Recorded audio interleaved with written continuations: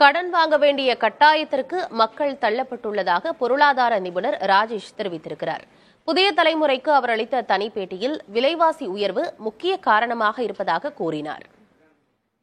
இப்போ ஏதாவது ஒரு வண்டி ரிப்பேர் ஆயிடுச்சு, இல்லாட்டி வண்டி மாற்றணும், இல்லாட்டி வீட்டில் ஃப்ரிட்ஜ் மாற்றணும், இந்த மாதிரி விஷயங்களுக்கு எல்லாமே நிறைய பேர் லோனுக்கு போக வேண்டிய தேவையாக இருக்குது.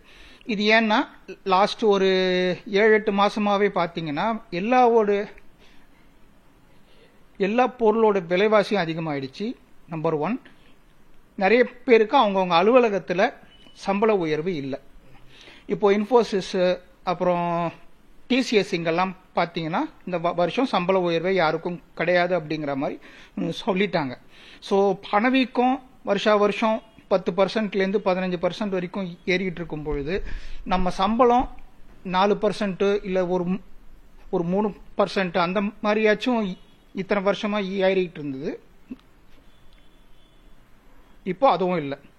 ஸோ வேற வழியே இல்லாமல் கடன் வாங்குற நிலைக்கு நிறைய பேர் தள்ளப்பட்டாங்க.